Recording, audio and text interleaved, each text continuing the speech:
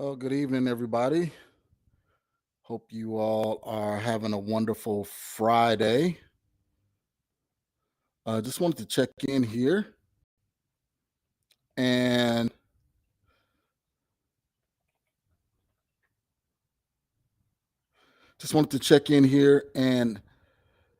answer some questions, some live Q&A. What happens is I talk to quite a few people, and seems like there's the same recurring questions that continuously come up. So I figured the best setting to do this is just to go live, answer some of these questions. That way, it can reach more people, and those questions can get answered, and it can save me quite a bit of time because if I'm answering the same question to 40 or 50 different people, why not just have one setting where I can answer the questions and 40 or 50 different people get the answers versus spending a lot of time um, answering the same question over and over and over again. So if you're here, thank you for being here. My name is Marcus Maloney. You guys have probably already been in contact with me some form or another, either through Instagram, Facebook, LinkedIn, Twitter, YouTube. Um, but thank you for being here. So we decided again to do this Q&A for you guys. That way you can always go back and take a look at it and have those answers in your database, or you can save it in Facebook or however you want to save it. So what I want to do is, people always asking me about how to get started as a real estate investor. And just to give you some background about me, I've been doing this for over 10 years. Started out actually with moving cross country, and was offered a position. And when I moved my family cross country to accept the position was rescinded. So I immediately had to find other ways and resources in order to sustain our current lifestyle. We did have some rentals back in the Midwest, but again, it was just enough to sustain us, but not to get us where we wanted to go. So I found wholesaling, real estate wholesaling. And real estate wholesaling wasn't my end all be all. I always liked portfolios of rentals, but the best way to find deals was to always try and find off market deals versus on the MLS, or going through a realtor, paying the realtor commission or realtor fees.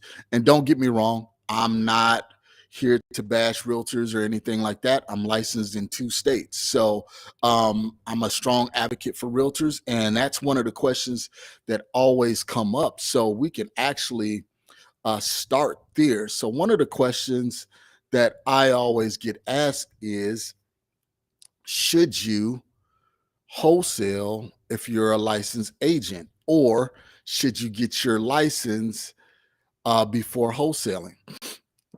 So the answer to that is 2 parts. So should you get your license when wholesaling? It's not necessarily needed unless you're in, let's say, Illinois, where you can only wholesale up to 2 transactions before you have to have a license in a calendar year. So with that being said, if you're wholesaling in Illinois, you definitely do need to have a real estate license. One of the ways that I encourage people, to look at the whole situation is, if you're going to make this a true career, this is a career aspiration to be in the real estate industry, I say that there is no downside to being licensed. You get covered by your E&O insurance. You have the opportunity to get pocket listings from the brokers that's in your brokerage. You have the opportunity to network with other realtors, and you can see what other investors may not be able to see, and that is on the MLS, like private comments on listings, private remarks on listings, and it's just good to build that network. One of the downsides to it, so I'm going to give you the plus and I'm going to give you the downside. One of the downsides is that there's a lot of paperwork. There's a lot of fiduciary responsibility. There's a lot of there's a lot of disclosures that you have to present as a realtor. You have to disclose to people, if you're looking to buy their property, that you are a licensed agent in that state. If you have an LLC, you have to disclose that one of the buying members of the LLC is an active real estate um, agent or is a licensee. So it's just more disclosures on the licensee side. But I definitely see the benefits for being a licensed agent. So to answer your question, from my perspective, should you get a license in order to be a real estate investor or wholesaling? Yes, you should, but do you necessarily have to? No, you do not. Is there advantages for having a license? Absolutely. And there are some small downsides for uh, also having the license. Okay. So, next question is how to start wholesaling with no money. A lot of people hear this via YouTube ads, Instagram ads, or whatever. Hey, be a real estate investor, get started with absolutely no money down. You don't have to have any money in order to do this. So let me clarify. It's partially true and partially false. And the reason why I say that is because there's different marketing strategies that you can use. You can use something as simple as door knocking, where you just drive through the neighborhoods and you see a house that look like it's in distress, and you go and knock on the door, see if somebody answers the door, and then you try and make them an offer. But what I can say is you do need to have some money to get started. We work with people that are just getting started. We ask them to make sure you outline what your budget is. You know, if your monthly budget is $200 a month that you can put towards real estate investing, or if it's $20,000 a month, you need to have that budget outlined. That way, you know what kind of marketing strategy you can use, because some marketing strategies are more costly, such as PPC or direct mail, versus some of the lower end marketing strategies like cold calling or text messaging or driving for dollars. So yes, you do need to have some money, but you don't need to have a lot. There's a very low barrier to entry in order to start as a real estate wholesaler and as an investor. Um, when I started, again, I started with a $200 First Premier credit card. If you know about First Premier, it was a credit card for those who have terrible, well, not terrible, but people that are building up their credit. So I took that $200. I pulled me a list from a site called listsource.com. That's LIST, list, and source, SOURCE.com. And I identified areas where I wanted to try and buy houses. And I handwritten letters and sent those letters in the mail directly to those sellers. Okay. So yes, you can get started with little to no money, but you do need to have something set aside in your coffer in order to start wholesaling. One of the things that you definitely will need money for is earnest money deposits.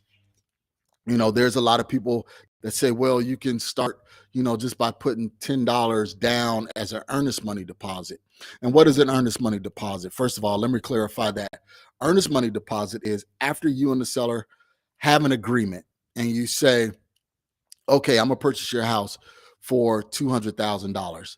Then you will need to put earnest money, which is tangible resources, to say that I'm vested in this transaction. You know, some people say, well, I'll put $10 earnest money down and that locks me in. Well, I used to believe that that was the case, and some people still do that. But in a court of law, the judge is going to look at, if this ever happens to you on a transaction, the judge is going to look at what was your original intent. If your original intent was just to lock up that property with $10, then you're going to be not awarded, or you're going to lose that case. The reason why I speak on this is because I had to go to court on a transaction where I put down $1,000 earnest money, and The seller actually had an old contract from another wholesaler that had a $10 earnest money deposit. And the judge looked at it and said, okay, well, who had the vested interest and was really looking to purchase this property? There were a lot of other factors that went along into it, but I won the case because of not only my vested interest, my earnest money looked legit, but also some other outlying factors that was going on with the case. Okay, so you will need earnest money deposit in order for you to secure those contracts. Next question. How do I build credibility in the real estate industry quickly? If you're starting, that's one of the things that you will face, you will run up against. Actually, is more psychologically than it is anything else. It's more kind of what you tell yourself versus what anyone else tells you. One of the things when I got started, I always told myself, and it was part of my affirmations, was I am a multi-million dollar real estate investor. This is before I done any deals. This is before I started anything. I spoke that I am a multi-million dollar real estate investor. Well, does this provide credibility for an outside person? Absolutely not. But first, it starts from within.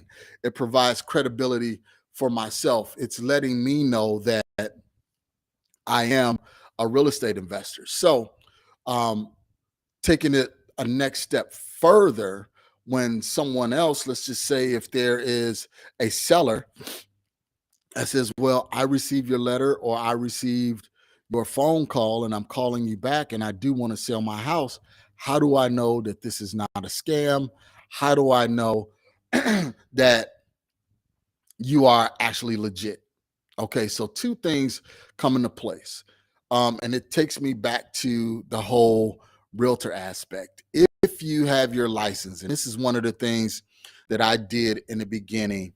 And I'm not going to tell you anything that I haven't done or I haven't been through the trenches and completed. But one of the things that I would do since I was a licensed realtor, I provided them with a credibility packet. And we still do that to this day. They say, well, how do I know that you are legit?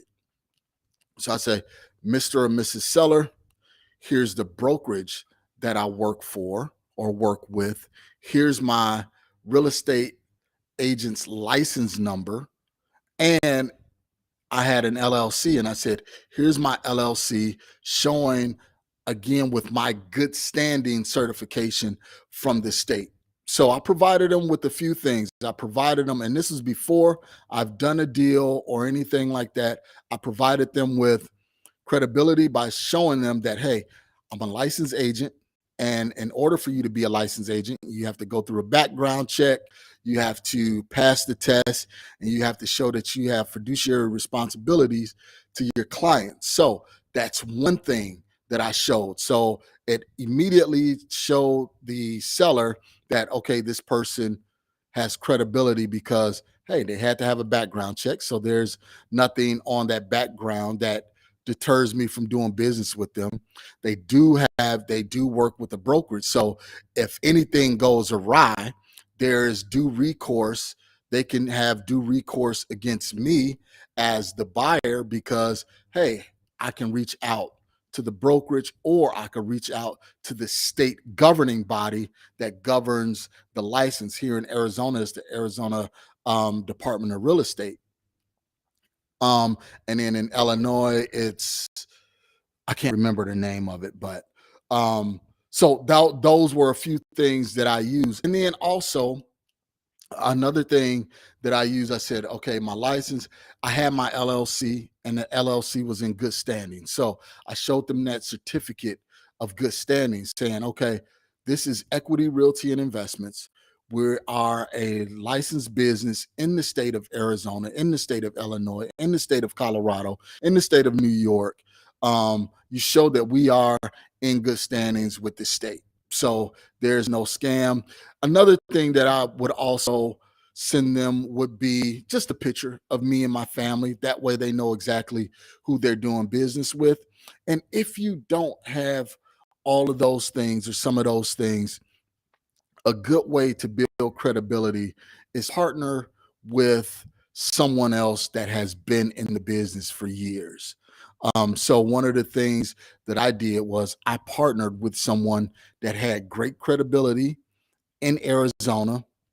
So whenever I needed anything, I can lean on that person's experience.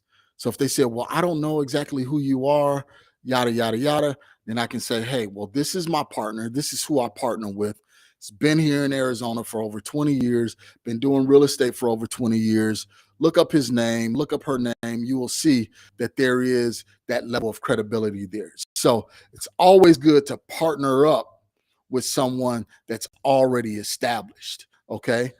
So that's how you can build up your credibility in the real estate industry pretty quickly. And then also, you have to go out, you have to go to different events, meetups, start showing your face around the place. Even if you haven't done a deal, be authentic, be genuine, go to these places and meet people and say, hey, you know what? I'm new. I'm exploring real estate, never done a deal, never done a transaction, but I believe that this is something that I absolutely want to do. And I'm willing to learn from quality investors. Okay. So networking, that's one of the ways that you could build credibility pretty quickly. Okay. Um, Next question kind of goes into marketing. Where can I get the best lists for direct mail? And I'll say for marketing, period. There is no best list. Some people will say, all right, you can do pre-foreclosures, you can do probates, you can do absentee owners, you could do absentee owners that live out of state, you can do tired landlords, you could do people that went through bankruptcy, you could do eviction notices, people that have their water shut off, the properties that have the water shut off, showing that it's vacant. There's tons of lists out there. There's no one end all be all list to where it's going to make you millions and millions of dollars. Okay. But the thing is having a targeted niche on where you're going to work.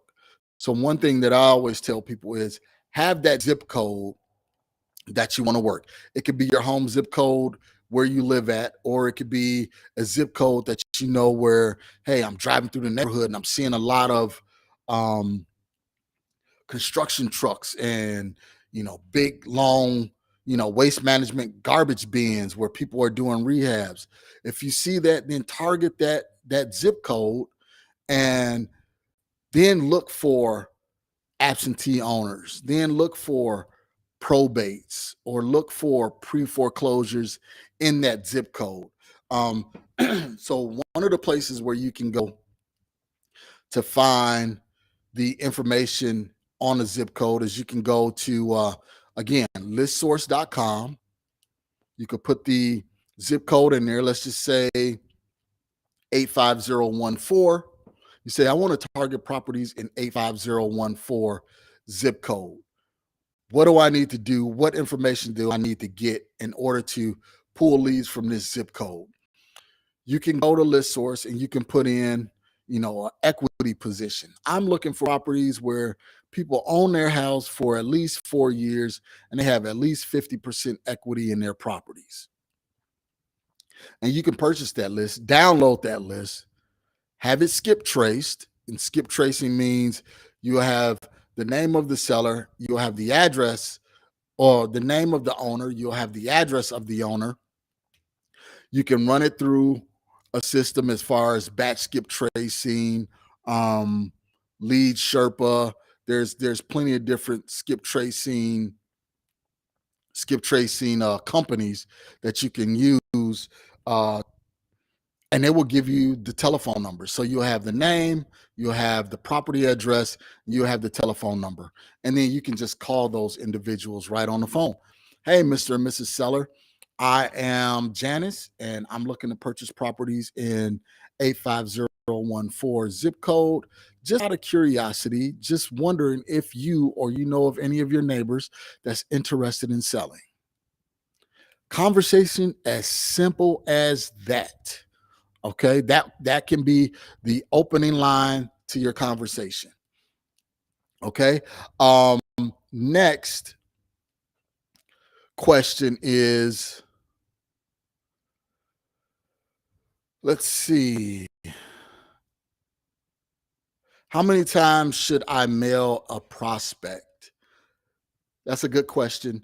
Normally, I would say at least minimum 5 times. Some people will say up to 7 times. I would say a minimum of 5 times. But again, it depends on your budget. If your budget warrants you to where you can always mail them and never stop, always mail them and never stop. The reason being is because um, it's an event-based business. And at one point, let's just say if you sent the direct mail piece today in November and you get no response, but then in February, an event happened in that family's life to where now they need to pick up and move because the husband or the wife received a great job offer out of state, or God forbid, someone passed away and now they need to sell that house. You want to make sure that you are in line when that event happens. The worst thing you can do is to start marketing and then stop marketing. You always want to continue marketing to those prospects. Okay. What makes a great direct mail piece? As long as that direct mail piece has a call to action. What is a call to action? Where you tell them to do something. So a great direct mail piece is simple, basic, and has a call to action. So basically, if I was to read a direct mail piece, it would say, "Hey, Mr. and Mrs. Johnson, I see you own the property at 123 Main Street. Um, are you interested in selling? We or I or my family purchase properties in this zip code of 85014 completely with cash. We will pay all closing costs. You will not have to pay any concessions or any commissions, I'm sorry, to a realtor. You will not have to do any repairs, and we can close on a date of your choice. If you are interested in such an offer or receiving an offer from us, give me a call 123-45-6789. Again, feel free to give me a call at that telephone number, and that's your call to action. And then one of the things that we always say at the bottom of our letter is, P.S. Feel free to hold on to this letter. If now is not a good time, hold on to the letter and you can call us in the future. So many times that we have had people that held our letter for 6, 7, 8 months and they ended up giving us a call. Or the individual that we sent the letter to passed away. The kids were coming to clean out the properties and they found a letter and gave us a call. This absolutely happened to one of our flips that we did in the Midwest. The mom passed away, and the kids found the letter and gave us a call, and we were able to flip that property and made like $90,000 on that one transaction. Okay, so that's what makes a great direct mail piece. I mean, you can have it could be colorful, it could be black or white, it could be a postcard, it could be a letter.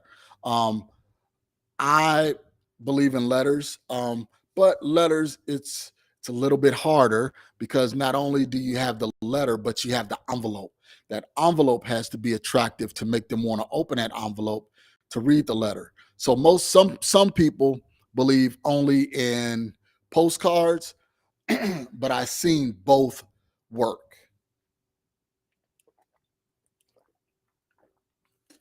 So postcards or letters really doesn't matter. Um, I know some real estate investors that had success with both, and having success with both, you just need to start marketing. Basically, just start marketing. What's the best way to handle inbound responses from sellers? For one, again, is to be genuine, be authentic.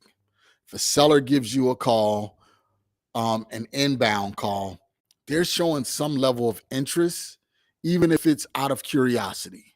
Even if they're just curious, why did I receive this letter? Respond. Let them know, hi, Mr. and Mrs. Seller. I'm Marcus.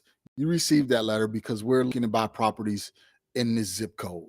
As you can see, I'm saying the same thing. It's the same introductory message. There's no reason to try and reinvent the wheel. There's no reason to try and have this spectacular letter or this spectacular opening phrase. You want to make sure that they receive the information and that you can provide what they're looking for. Not every seller is going to be interested in selling. Not every buyer is going to be interested in buying. But as long as you're on the phone having conversations, you're one step closer to getting that deal. So, again, what's the best way to handle inbound responses from a direct mail piece or from marketing? Is to pick up the phone, answer the phone. Do not be afraid to answer the phone. And one of the things that when I got started, I used to be so scared to get on the phone because I was definitely a more introvert than extrovert. And actually, all of that has changed now.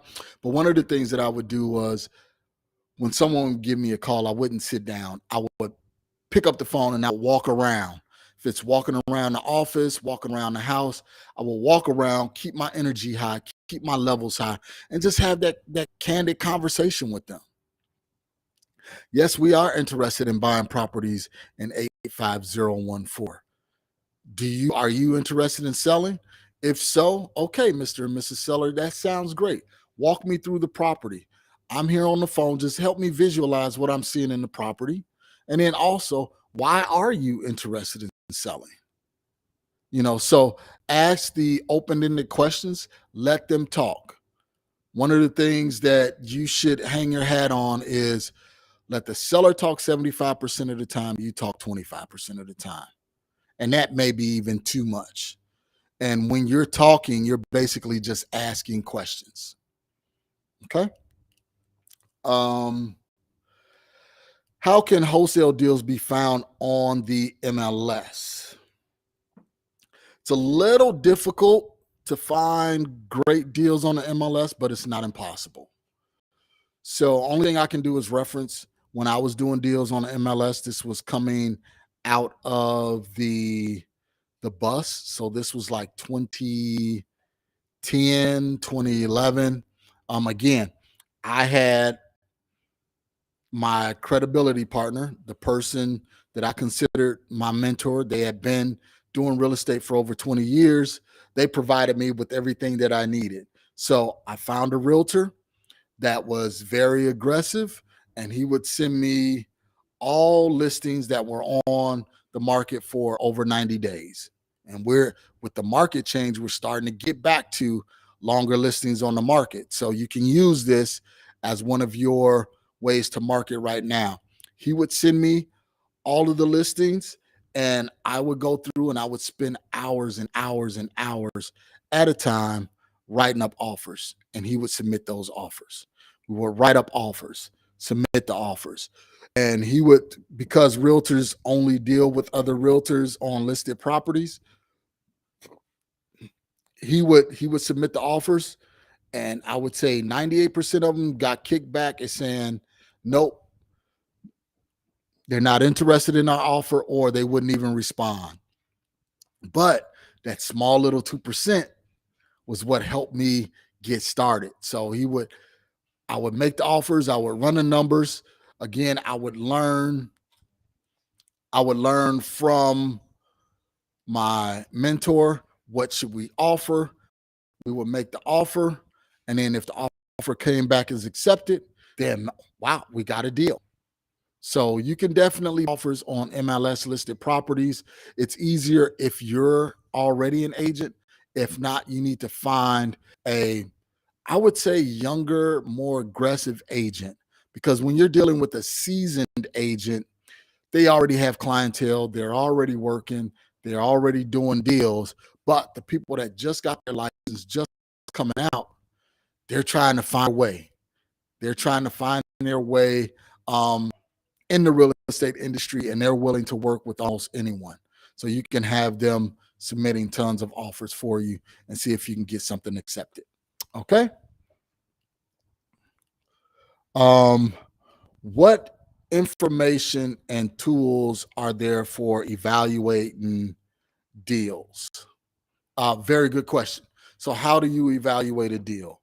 One of the ways that I encourage people to value deals is to join other wholesalers' buyers list.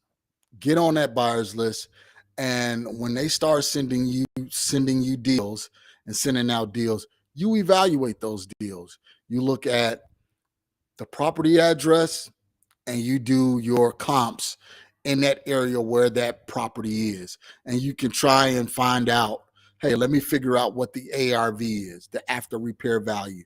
After the property is already fixed up, how much is it worth? Let's just say if the after repair value is 470 and the wholesaler has it out to the buyer's list for 370, then look at the pictures. Try and estimate the repairs. Okay. New flooring is needed. A new kitchen is needed. New windows, new bathroom, everything like that. I'd rather you overestimate the repairs than underestimate the repairs. That's one of the mistakes that newer investors have, is that they underestimate the repair costs.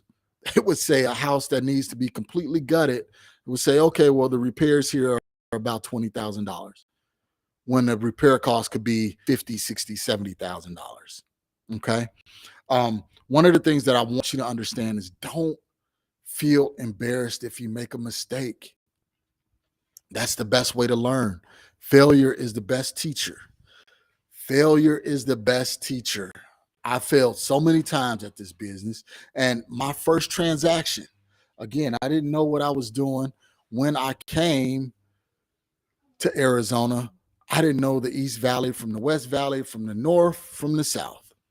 But I got this property under contract for, I remember it like it was yesterday. It was in the West Valley. It was $175,000.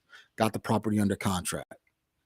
The after repair value for that house was $175,000. So I didn't leave any room for rehab costs. I didn't leave any room for me to earn a commission. I didn't leave any room for the investor, after they do the fix and flip, to make any money. But what I did learn is, by doing that, I had a few investors reach out to me saying, hey, I know you don't know what you're doing, but we're looking for people that are just like you, that's assertive, that's out trying to find deals. Why don't you come and work with us? And that's how that mentorship opportunity arrived. Okay. So what was the original question? What information and tools are there for evaluating deals? Again, be on other investors' buyers list. One of the things that you can also do is look at the other properties in the area. Look at the finishes of those properties, and look at then what they're selling. That's one way to evaluate deals. Another way to evaluate deals is, running comps. You're definitely going to want to run comps. There's a free resource that you can use, which is redfin.com/what's my home worth. You can put the address of a home, and it'll show you all of the details about the home and properties that sold in that area around it. So that's one free resource. Okay. Which properties are worth visiting and which properties are not worth visiting? In the beginning, I would say sharpen your skills, go to every property. If a seller calls you and they say they're interested in selling, I advise you to go to every appointment. And the reason why you want to go to every appointment, even if you don't get the deal, you want to sharpen your skills. Okay. You want to be able to visualize When I go up to the door, what's going to happen? When I'm talking to the seller, what are we talking about? What am I looking for when I walk through the property? What, questions am I going to ask? Only way you can get better at this is by trial and error, and that's by doing, not by reading books or watching YouTube videos, but it's actually by doing, because each conversation with the seller is going to be different. One seller may say, I need to move so I can accept this job out of state. The other seller may say, well, you know what? I really don't need to move. I have tenants living here and they're paying their rent on time, but I'm interested in an offer. So, which properties are worth visiting in the beginning? All properties. Okay. After you've done this for a while, you'll start to pick up on trends and notice key phrases that sellers will say. You'll be able to spot that motivation such as, the property is vacant, or my tenants tore the property up, or, I didn't have insurance and the property is damaged, property is in disrepair, I have squatters in the property. Those are motivating key factors to where you want to try and get out there and take a look at that property, because that seller is kind of motivated to sell that property. Okay. So those are definitely properties that you want to go out and visit. Okay. I would go out on all appointments. If somebody said that they were interested in selling, I would chalk it up and I would just go out to the appointment, because I was using that to sharpen my skills. I was using that to work on, what I needed to work on. Okay. Um, how do investors accurately estimate repairs for property? That's a very good question. And let me see, what's the easiest way to answer this question? Estimating repairs. One thing that you can do is you can contact contractors. Let's just say if there's a flooring contractor. You say, okay, sir, I have a 1,500 square foot home. I want to redo all of the carpet in the bedrooms. There's 3 bedrooms. About how much is it per square foot to replace carpet? Then you get the per square foot price to replace carpet. How much is it per square foot to redo all of the tile? How much is it per square foot to redo all the hardwood flooring or refinish the flooring? That way you can start putting a dollar amount on each per square foot. So now you say, okay, this property is 1,500 square feet. There's 3 bedrooms. Let's just say each bedroom is 120 square feet.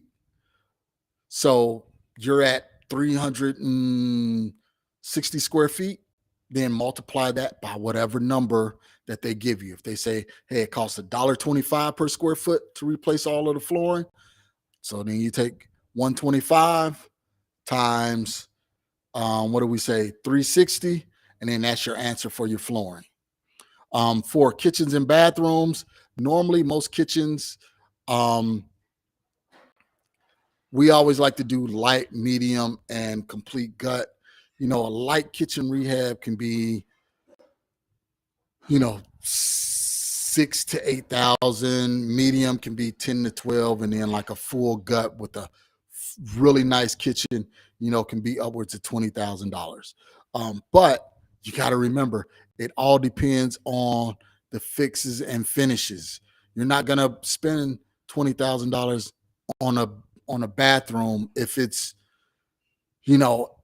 in an area where the houses are only $70,000. And you're not going to spend $20,000 on a kitchen if the houses are $900,000. It's going to be more. Okay, so that's why it's a little bit difficult to estimate the repair costs. The best way to do it is, if you're going out with a seller, then see if you could take a contractor with you on a couple of different projects. Make sure you inform them, hey, we are interested in buying this property. We don't know if this is the one that we're going to buy, but I want you to come out, walk with me, and give me some estimates on the repair costs. Okay. You don't want to burn your bridges. You don't want to do that 15, 20 times with eight different contractors. Okay. You don't want to waste anybody's time because, again, you don't want to get a bad name. You don't want to have a bad name. All right. So you're going to need to estimate the roof. You're going to need to estimate plumbing, electrical, all of those things. So a lot of times you could just pick up the phone and call those companies. Hey, I have a roof that I need replaced, and I just want a quick estimate. And it could just be an over the phone estimate. The house is 1,500 square feet. It's not a real high pitch on a roof. I'm doing regular shingles. Just give me a ballpark on how much that'd be. They'll say, hey, probably be around between $8,000 and $10,000. Now okay, your roof between $8,000 and $10,000. All right. Let's see. When should transactional and hard money lenders be used? Great question. If you're wholesaling, the majority of the time, you're not going to need a hard money lender because you are just going to wholesale that transaction to someone else. But for transactional funding, let's just say if you're in a state or there's a title company that don't allow assignments, you're going to need transactional funding. And transactional funding is just a lender that will say, all right, I will loan you this $100,000. It don't come to you. It's not in your hands. They just wire it to the title company or to the attorney. It sits there, right? And then your end buyer, because you're doing a double close, your end buyer will then come and purchase that property, let's just say for $115,000. The transactional funder will get his money back, his $100,000 plus whatever interest need to be paid on that, and then you'll get the remaining money. And all of that money comes from your end buyer. So let's put it this way.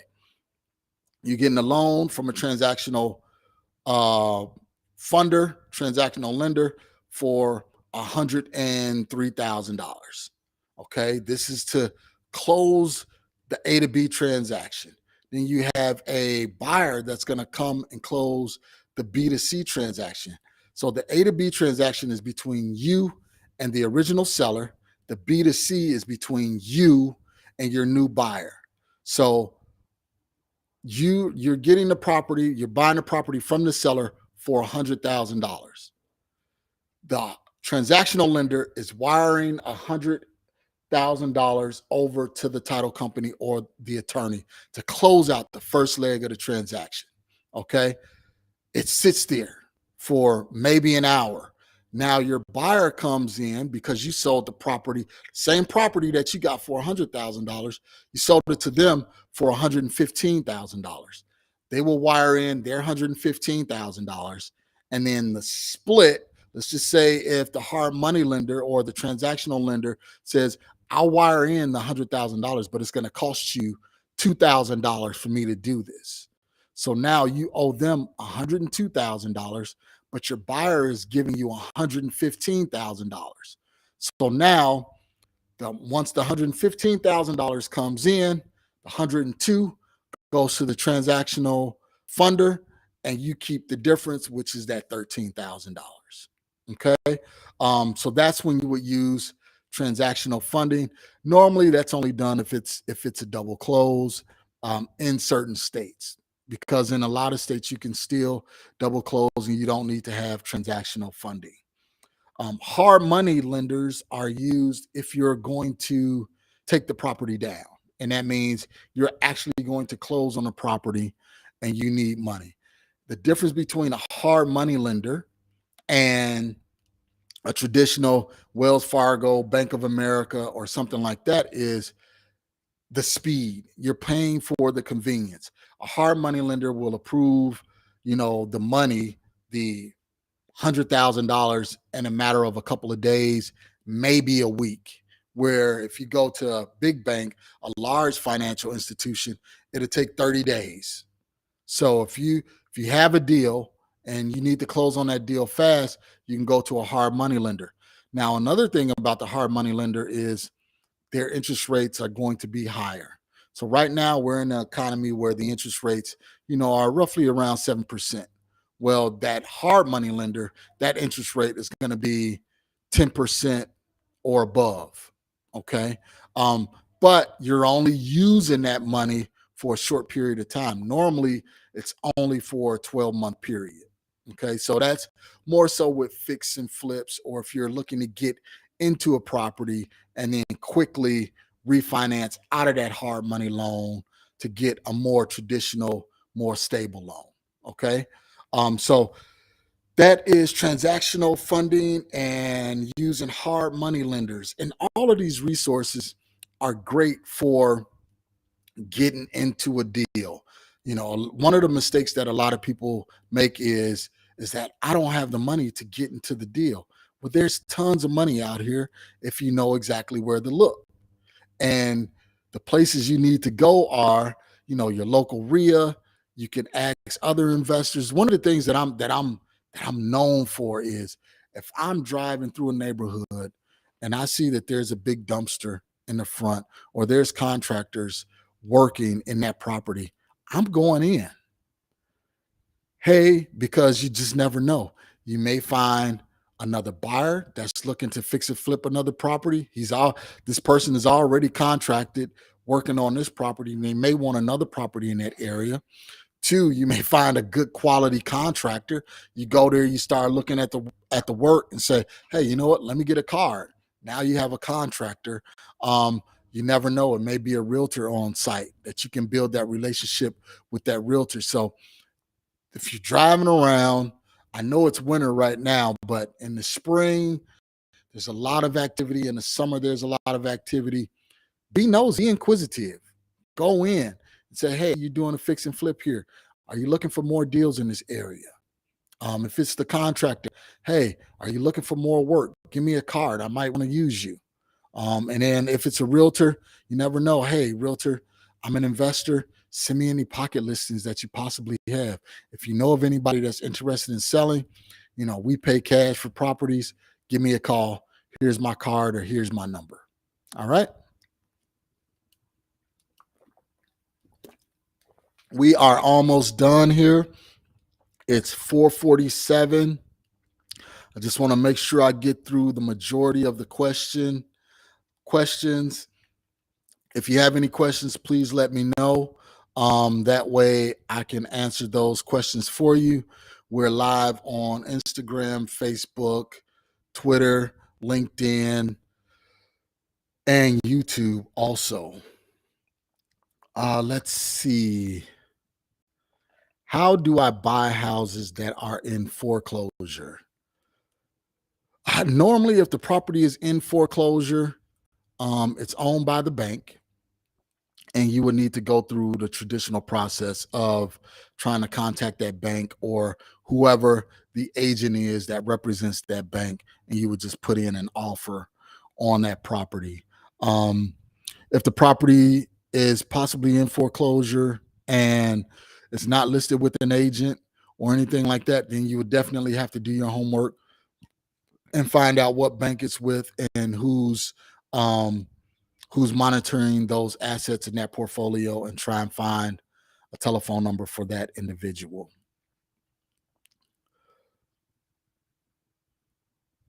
Let's see. What questions should be asked when purchasing internet leads? Good question. Um, I'm not a real fan of purchasing leads from off the internet. I know there are a couple of sites that do provide quality leads. One of them, I can't remember the name right off the top of my head. But what you should do is, when you're purchasing leads from the internet, you want to make sure it's a reputable company, not just someone. Um, so, okay, you know what? I'm sorry, I got the question wrong. Um, it's what questions should be asked when purchasing leads for you to skip trace from the internet. So, Really, there's no questions that you need to ask. You just need to, again, identify what area that you want to be in. Again, if it's, use that same example, if it's 85014, what are you looking for? What type of houses or what type of situations are you looking for in that zip code? Are you looking for tired landlords? Are you looking for houses that are in distress? Are you looking for vacant properties? That's what you want to look for. And by looking for that, you can go to list source or prop stream and put those values in there, and then it will generate the results. And it will show you all of the homes that's in 85014 zip code that is vacant. Or it'll show you every home in 85014 that has tons of equity in it and, had a recent eviction or something like that. So you can go to listsource.com or you can go to propstream.com. And then with PropStream, I do have a promo code. It is We Love Equity, if I'm not mistaken. I can't remember right off the top of my head. We Love Equity is the promo code, so you can get a 7-day free trial. But just reach out to me. You're on social media. Just shoot me a DM, and I'll provide that promo code for you so you can try it out for 7 days.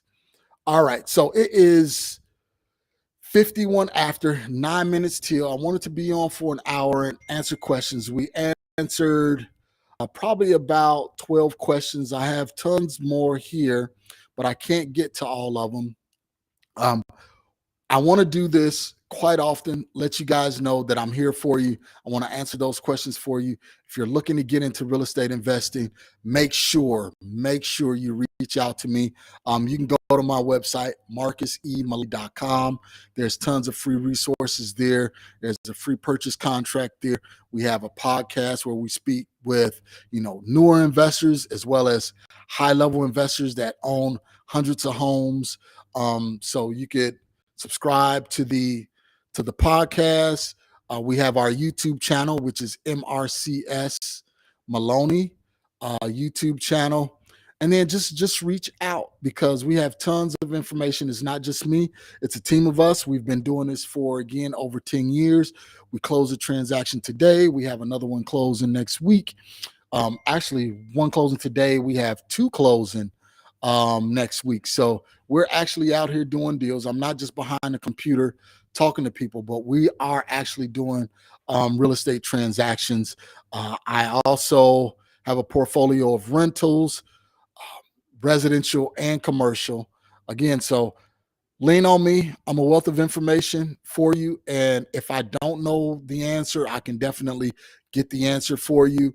One of the things that I do want you to do is, if this have been quality information for you, please let me know. Please like, subscribe, slide into my DMs. Let me know.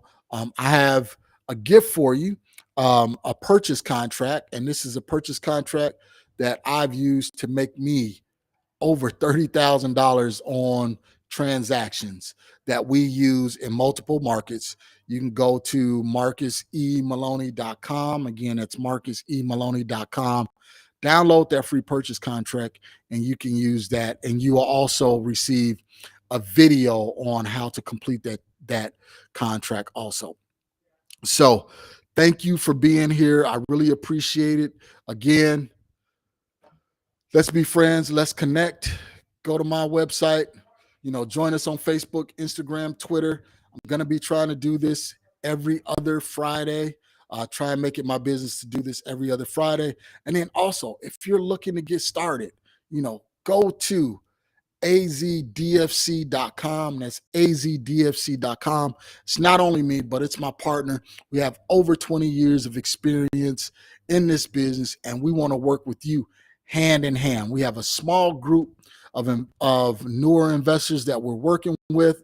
One of the transactions that we closed today was actually a transaction from one of our students. So she made her first close on her first transaction today, and I went out, walked the property with her, helped her, got everything done. So if that's something you're interested in, again, go to azdfc.com. All right, guys. Thank you so much. I really appreciate it.